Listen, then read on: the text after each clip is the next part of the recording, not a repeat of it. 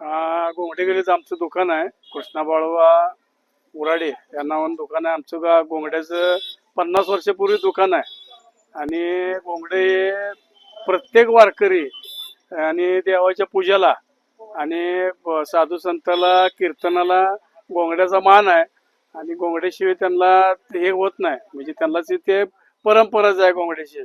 आणि पंढरच्या विठुरायाला पांडुरंगाला दसऱ्याला आणि दिपावळीला हे गोंगडं आणि धनगरी पेटाने काठीने ती पोशाख घातलेला जातो आणि पंढरपूरची गोंगडी प्रसिद्ध आहे.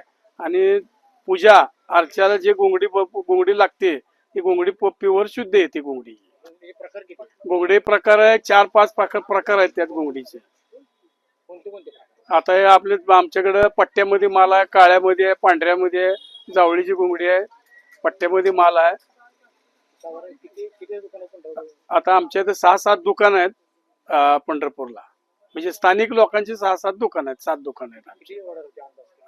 उलाढाला आता होती तसं काय वारी यात्रा कमी जास्त झाली की थोडं पाऊस पाणी जर विठुरायाने सुरुवातीला पाडला आणि पेरण्या वगैरे झाल्या तर वारी चांगली भरती आणि व्यापार सुद्धा चांगला होतो.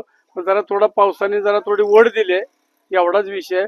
आणि काही लोक आता मध्ये पूर्वी पाऊस झाला तर काय उलाढाल साधारण एक 10-12 लाखापर्यंत होती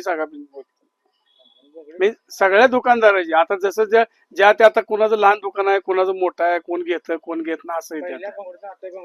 आता पहिल्या गोंगड्यात कसं ते मजुरामुळे अवघड झाले. पहिले गोंगड्या हाताने तयार करत होती, आता सगळे मशीनवर आले. पण प्युअर लोकरीचीच आहे गोंगडी. आता isakal.com आहे देशातील नंबर 1 ची मराठी न्यूज वेबसाईट. प्रत्येक अपडेटसाठी isakal.com ला नक्की भेट द्या.